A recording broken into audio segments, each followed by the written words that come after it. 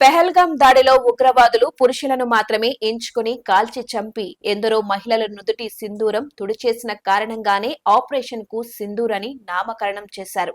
పెహల్గాం ఉగ్రదాడిలో కళ్ల ముందే భర్తలను కోల్పోయిన భార్యలకు చేసే న్యాయమే ఆపరేషన్ సింధూర్. కేంద్రం ఆ అర్థంలోనే ఈ ఆపరేషన్ కు ఆ పేరు ఖరారు చేసింది. అదిగాక కుంకుమ పువ్వుకు ప్రసిద్ధిగాంచిన కశ్మీర్ లోయలో పెహల్గాం ఉగ్రదాడులతో పాకిస్తాన్ రక్తం పారించింది. పాక్ ఉగ్రదాడికి జవాబుగా ఆపరేషన్ సింధూర్ పేరుతో ప్రతీకార దాడులు చేపట్టింది భారత సైన్యం.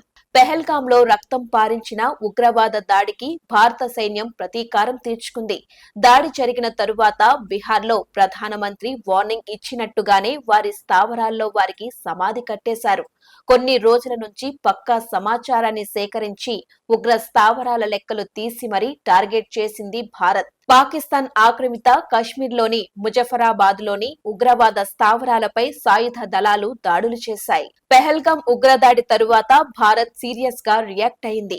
దాడులకు పాల్పడిన ఉగ్రవాదులను ఒక్కరిని కూడా విడిచిపెట్టేది లేదని ప్రధాని మోదీ తీవ్ర స్వరంతో హెచ్చరించారు. అప్పటి నుంచి ఇప్పటిదాకా భారత సైన్యానికి చెందిన వివిధ రంగాలతో అధికారులతో దేశ అంతర్గత భద్రతకు సంబంధించిన విభాగాలతో ప్రధాని, హోం, డిఫెన్స్ మంత్రులు విడతలుగా చర్చలు జరుపుతూ వచ్చారు. ప్రతిపక్షాలు సహా ఈ విషయంలో ప్రభుత్వం ఎలాంటి చర్యలు తీసుకున్నా సరే తమ మద్దతు ఉంటుందని అండగా నిలిచాయి. మంగళవారం అర్ధరాత్రి దాటిన తరువాత 9 ఉగ్రవాద స్థావరాలను తుడిచిపెట్టేస్తూ భారత్ వైమానిక దాడులు నిర్వహించింది. పహల్గాం దుర్ఘటన తాలూకు గాయాలు ఇంకా మానకముందే భారత్ తీసుకున్న ఈ సాహసోపేత నిర్ణయం ఉగ్రవాదికి వ్యతిరేకంగా తన పోరాట పటిమను నిరూపించింది.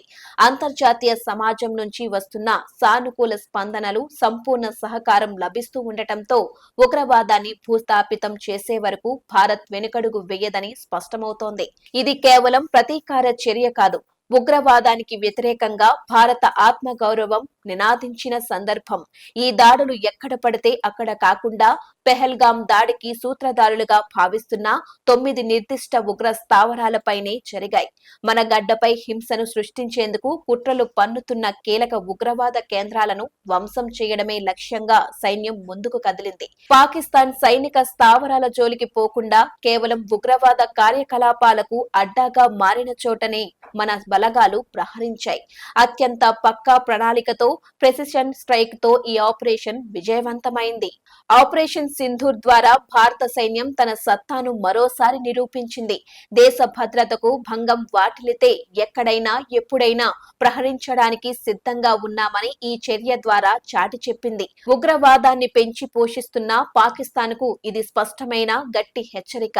ఉగ్రవాద చర్యలకు పాల్పడితే తగిన మూల్యం చెల్లించుకోవాల్సి వస్తుందని భారత్ తేల్చి చెప్పింది.